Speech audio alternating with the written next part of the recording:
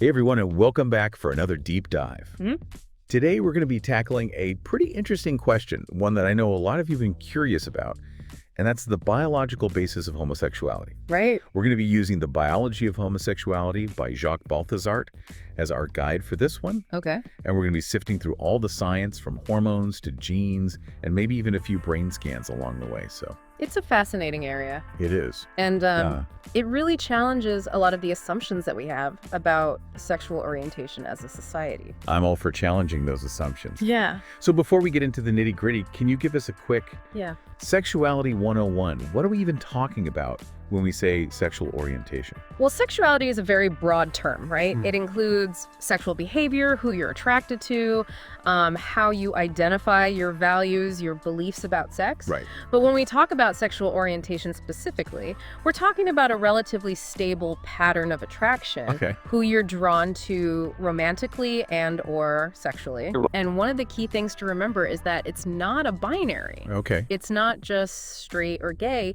Right. There's a whole spectrum of orientations out there. That makes sense, but if it's a spectrum, then why do we see this consistent statistic that around 3 to 10% of men identify as homosexual? Right. Across pretty much every culture. Yeah. I mean, it's societal norms and attitudes are so different around the world. Why does that percentage remain relatively stable?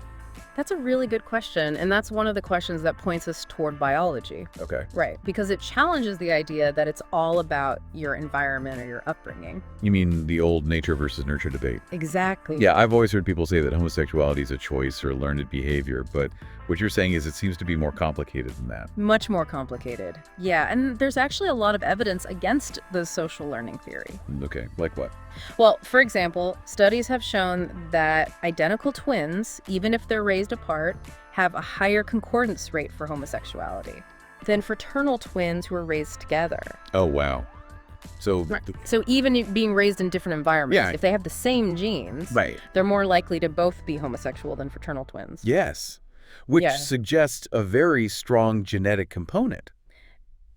I'm curious about those twin studies, though. Sure. What are some of the challenges in interpreting those results? Because you would think if it was just genes, then it would be 100%, right?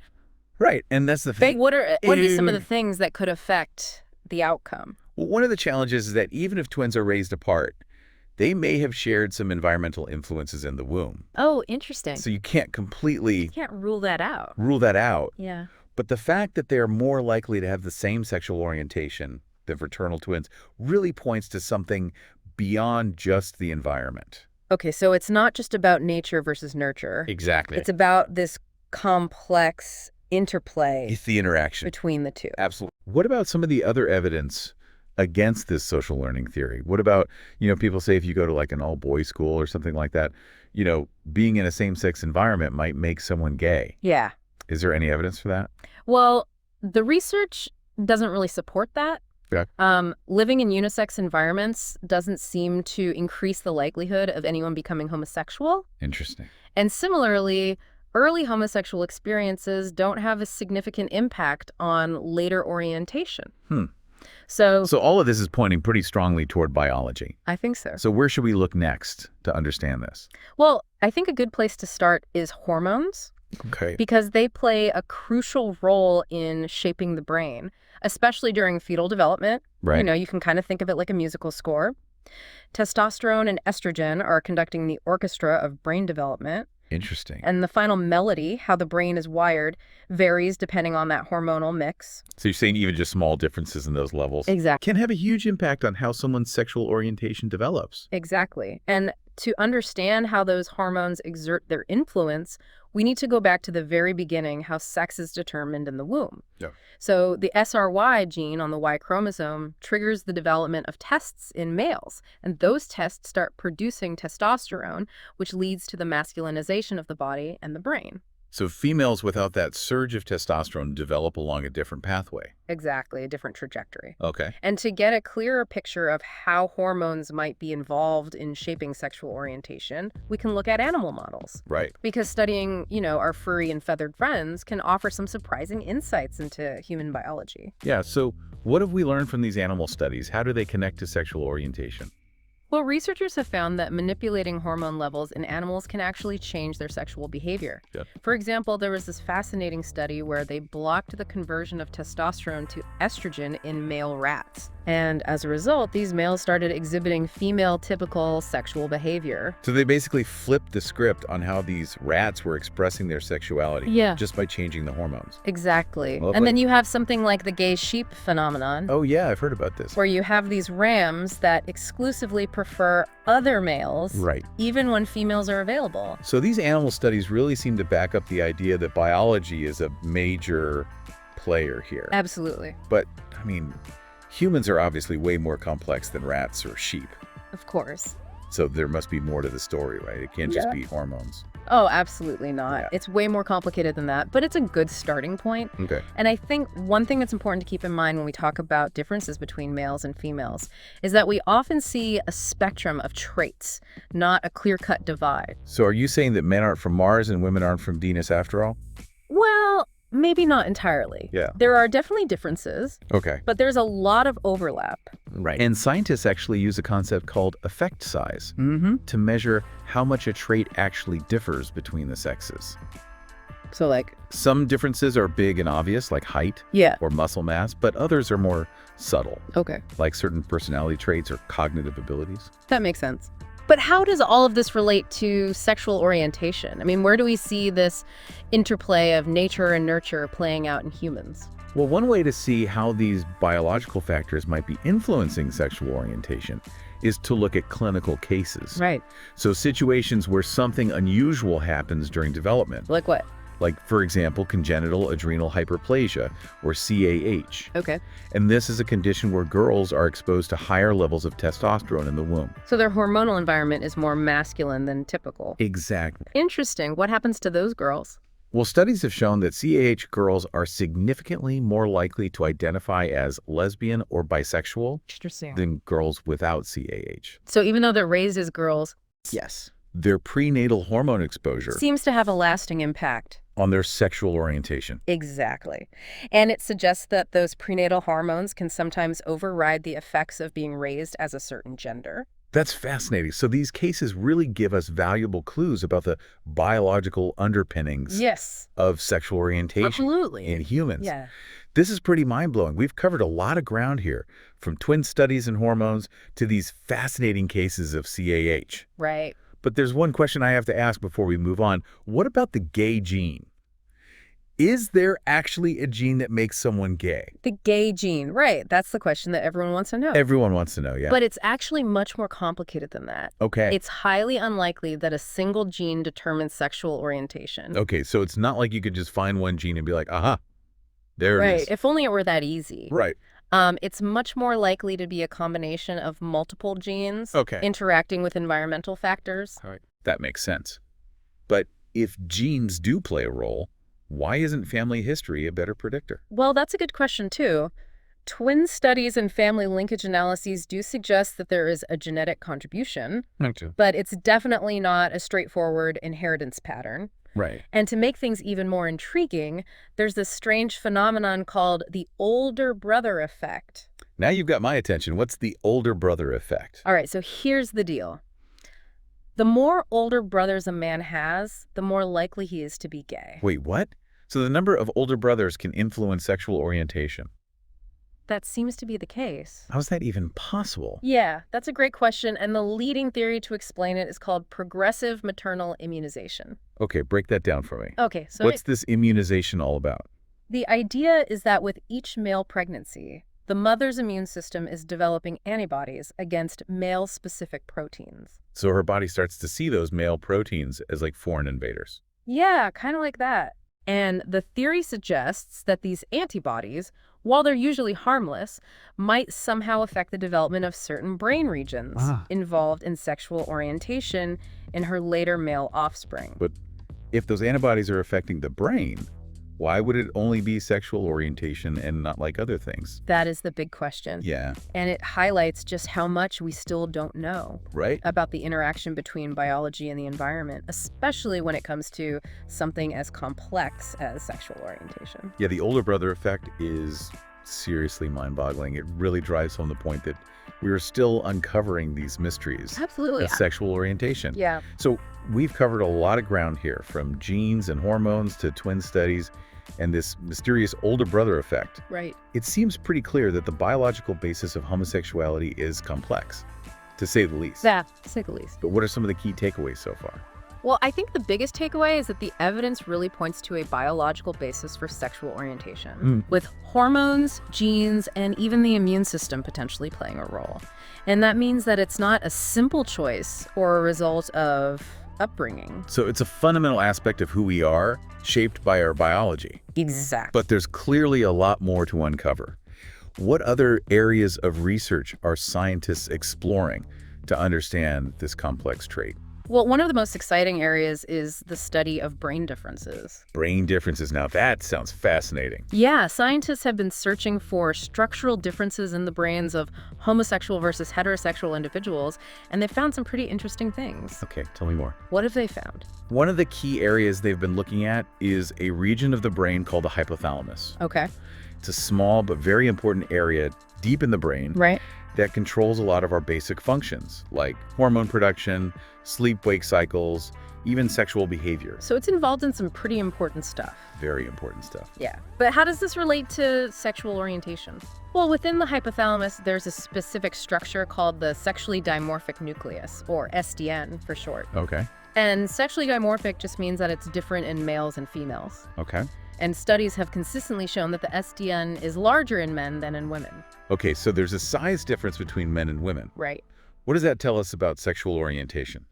Well, back in the 1980s, a neuroscientist named Simon LeVay did this groundbreaking study where he compared the size of the SDN in homosexual and heterosexual men. Okay, and what did he find? He found that the SDN was significantly smaller in homosexual men Oh, wow. compared to heterosexual men. So the structure of the brain can reflect who we're attracted to. It's pretty amazing, right?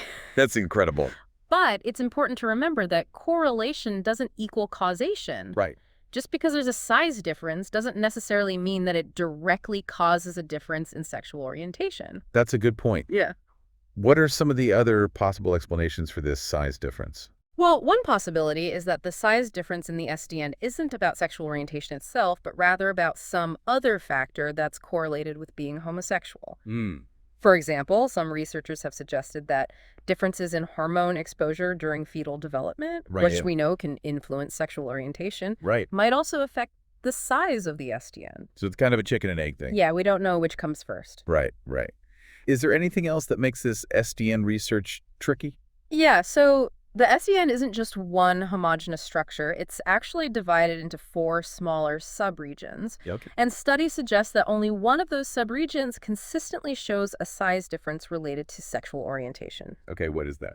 It's called INAH3, INAH3. which stands for interstitial nucleus of the anterior hypothalamus number 3. Okay, that's a mouthful. It is a mouthful. Yeah. Yeah. What is that exactly? What does it do? Well, it's this very specific part of the SDN. And to make things even more complex, the size of INAH3 doesn't seem to be fixed at birth. Right. Research indicates that it can actually change in adulthood, potentially, in response to experience or hormonal fluctuations. So our brains aren't just these static structures. They can actually change over time. Our brains are incredibly plastic. They're constantly adapting and rewiring themselves. Wow, that's pretty mind-blowing. It is. Yeah. So while these findings about the SDN are definitely intriguing, it's still a really complex and evolving area of research. Okay, so the human SDN research is fascinating, but complicated. Right. I'm curious, have scientists found anything similar in animals? You mentioned earlier that animal models have given us some clues about hormones and sexual orientation. Have they found differences in the SDN in animals too? Yes, they have. Oh, really? And it's really interesting. So remember how we talked about the studies where scientists manipulated the hormone levels in animals to change their sexual behavior? Uh-huh. Well, those same manipulations can also change the size of the SDN. Wow, so by altering those hormones, Right. they can change the physical structure of the brain. Wow. So for example, if you castrate a male rat shortly after birth, preventing that typical testosterone surge, the SDN develops to a size more typical of females. Wow. And the opposite is true too. If you treat a female rat with testosterone during a critical period, her FDN will grow to a size more typical of males. That's amazing. It's almost like rewiring the brain. It really is. Yeah, those animal studies really seem to line up with the human findings, suggesting this clear biological basis for SDN differences related to sexual orientation. Right, and I think it highlights the importance of those animal models in understanding these complex biological processes. Right. And to make things even more interesting, there's another area of research where we see similar SDN findings. Really? Where? In transgender identity. Oh, wow. Okay, tell me more about that. How does transgender identity tie into all of this? Well, studies have shown that the size of the SDN, specifically that INH3 subregion, Right. is also different in transgender individuals. So, in male to female transgender individuals, the INH3 tends to be smaller, more similar in size to cisgender women. So even though they were assigned male at birth, Yes? their brains show a structure that's aligning more with their female gender identity. Exactly. Wow. And the opposite is seen in female to male transgender individuals. Their INH3 tends to be larger, more like that of cisgender men. Wow, so their brains seem to reflect their true gender identity even before they transition. Which I think is just a really powerful finding that points to this biological basis for transgender identity as well. All of this research into the brain is truly mind-blowing. We've talked about hormones, we've talked about genes, we talked about brain structures now. It's clear that the biological basis of homosexuality is incredibly multifaceted. Right. But are there any other pieces of this puzzle that we haven't explored yet? Yes. We've talked about the brain, but there's another system in the body that might play a surprising role in sexual orientation: the immune system. Wait, the immune system? I thought that was all about fighting off infections. Right, that's what we usually think of. Yeah. But there's growing evidence that it might actually be involved, particularly in the development of male homosexuality. So how could that be? How is the immune system possibly related to sexual orientation? It's definitely a surprising connection. Yeah. But remember that older brother effect we discussed earlier. Yeah, the more older brothers a man has, the more likely he is to be gay. Right. Well, the leading theory to explain that is called progressive maternal immunization. Right. And how does the immune system fit into that? Well, the idea is that with each male pregnancy, the mother's immune system develops antibodies against male-specific proteins. Right. And these antibodies usually don't cause any problems, but the theory suggests that they might somehow affect brain development in later male offspring, Okay. potentially influencing their sexual orientation. Okay, but is there any actual evidence to support this theory? Yes, there is. Oh, really? Studies have found that mothers of gay men with older brothers actually have higher levels of these antibodies against certain male-specific proteins compared to mothers of straight men without older brothers. So there's a measurable difference in their immune response. Yes, and this difference seems to be specific to mothers of gay sons with older brothers, which really strengthens the link between the immune system and sexual orientation. Yeah, it's like their body's keeping a record of their previous male pregnancies, and that record might be subtly influencing the development of their later children. That's a good way to put it. That's incredible. But how exactly do these maternal antibodies affect the brain? That's a great question, and that's what scientists are still trying to figure out, the exact mechanisms. Right. But they have a few ideas. One possibility is that these antibodies cross the placenta and enter the fetal brain, Okay. directly interfering with the development of specific brain regions. Okay, so they're like tiny little architects kind of shaping the structure of the brain. Yes, shaping the brain structure. Another possibility is that they trigger this inflammatory response in the fetal brain, which indirectly influences development. Okay. So it might not be the antibodies themselves, but the body's reaction to them that's causing the changes. Interesting. And this connection between inflammation and brain development is actually a really hot area of research right now, not just for sexual orientation, but for other conditions like autism and schizophrenia as well. Wow, so the immune system is this much bigger player in brain development than we ever realized. It seems that way. Yeah. This is really groundbreaking stuff. It seems like we're starting to unravel those complexities of how biology influences sexual orientation. But where do we go from here? What does all this mean? What does it mean for us? That's a great question, and one that we will explore in our final segment. Stay tuned. Welcome back to our deep dive into the biology of homosexuality. We've been talking about genes, hormones, brain structures, and now even the immune system's potential role.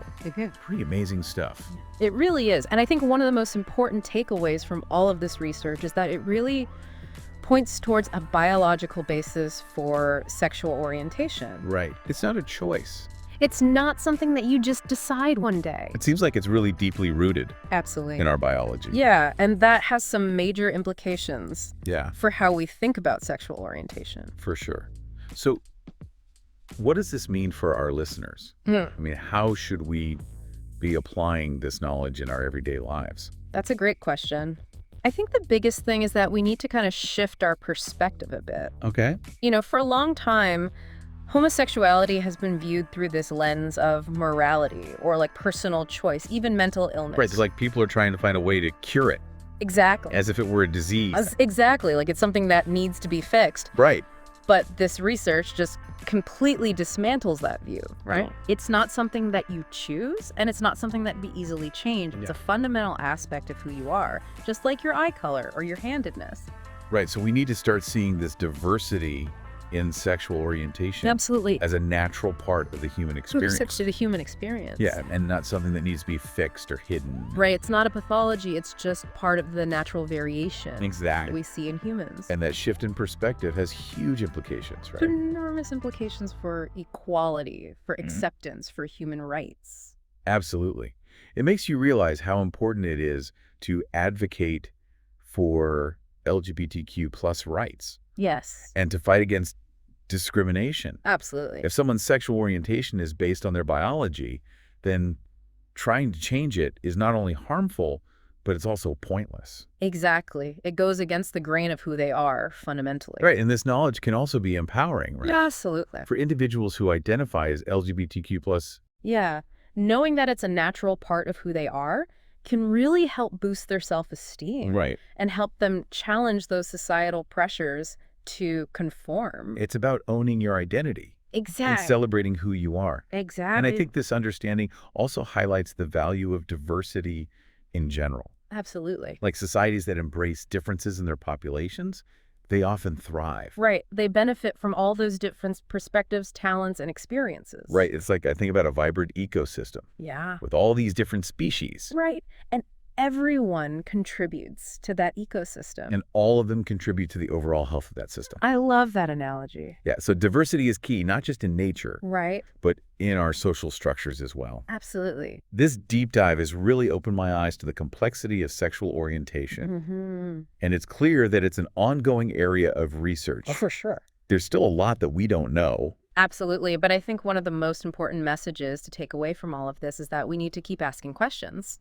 Right. and keep learning and keep challenging our assumptions. Absolutely. Right. Because science is constantly evolving. So what's the next step for our listeners? Mm-hmm. I mean, what can they do to help move this conversation forward? Well, I think the most important thing is just to stay curious, right? Yeah. Keep learning about this topic and don't be afraid to talk about it. Yeah. Share this knowledge with your friends and your family and colleagues. Right. Exactly. The more we understand about the science of sexual orientation, the better equipped we'll be to challenge those prejudices Yeah. and to promote acceptance. It's about creating that ripple effect of knowledge. Yes. And understand that can lead to a more inclusive world, a Absolutely. more compassionate world. And I think also never underestimate the power of listening to people's lived experiences. Right. Because sometimes the most important knowledge comes from hearing someone's personal story, That's a really good point. and believing those stories. Yeah. This deep dive has been an amazing journey of discovery. It has. And I hope our listeners feel empowered to continue exploring this topic Yes. and advocating for a world that celebrates diversity in all its forms. Absolutely. Thanks for joining us. Welcome back to our deep dive into the biology of homosexuality. It's been quite a journey. We've explored so much, from genes and hormones to brain structures and even the immune system's potential role. It really has been fascinating. And I think one of the most important things to remember is that all of this research, all the things we talked about, point toward a biological basis for sexual orientation. Right, exactly. It's not a choice. Yeah. It really seems to be deeply rooted in our biology. Absolutely. A fundamental part of who we are. Yeah, and that has some major implications, right? I mean, for how we think about homosexuality as a society, for how we treat each other. Huge implication. Yeah. So what does this mean for our listeners? How should we be applying this knowledge in our everyday lives? That's a great question.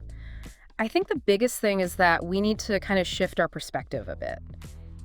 For far too long, homosexuality has been viewed through this lens of morality, like personal choice, even mental illness. Right, right. It's like people were trying to find a way to cure it as if it were a disease. Exactly, exactly. Like it's something that needs to be fixed. Right. But, all this research that we've been talking about, it just completely dismantles that view. Yeah. It's not something that you choose, and it's not something that can be easily changed. It's a fundamental aspect of who you are, just like your eye color or your handedness. Right. So we need to start seeing this diversity in sexual orientation as just a natural part of the human experience. Absolutely. As part of the human experience. Yeah, and not something that needs to be fixed or hidden or... Right, it's not a pathology. It's part of the natural variation that we see in humans. Exactly. And that shift in perspective has huge implications, right? Enormous implications. It has Yeah. implications for equality, for acceptance, for human rights. Absolutely. It makes you realize how important it is to advocate for LGBTQ plus rights. Yes. To fight against discrimination. Absolutely. If someone's sexual orientation is based in their biology, then trying to change it is not only harmful, but it's also pointless. Exactly. It goes against the grain of who they are. Yeah. Fundamentally. Right. And this knowledge can also be empowering, right? Absolutely. For individuals who identify as LGBTQ plus rights. Yes.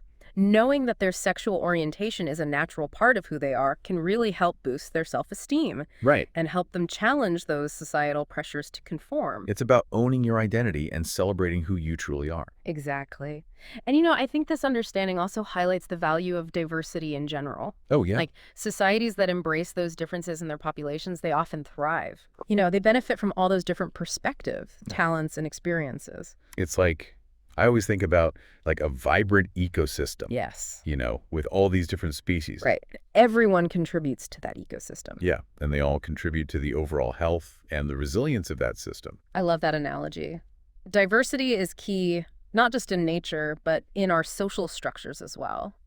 This deep dive has really opened my eyes to the complexities of sexual orientation. And it's clear that this is an ongoing area of research. There's still a lot that we don't know. Oh, for sure. But I think one of the most important messages to take away from all of this is that we need to keep asking those questions, keep learning, Right. and keep challenging our assumptions. Absolutely. Right? Science is constantly evolving. So what's the next step for our listeners? Yeah. What can they do to help move this conversation forward? Well, I think the most important thing is just to stay curious, Keep learning about this topic and don't be afraid to talk about it with other people. Yeah. Share this knowledge with your friends, your family, your colleagues. Exactly. The more we understand about the science of sexual orientation, the better equipped we'll be to challenge those prejudices and to promote acceptance. It's about creating that ripple effect of knowledge and understanding. Yes. That can lead to a more inclusive, a more compassionate world. Absolutely. And I think also never underestimate the power of listening to people's lived experiences. Right. Because sometimes the most important knowledge comes from hearing someone's personal story, and believing those stories. That's such a good point. This deep dive has been an incredible journey of discovery. Hey. And I hope our listeners feel empowered to continue exploring this topic and advocating for a world that celebrates diversity in all its forms. Thanks for joining us.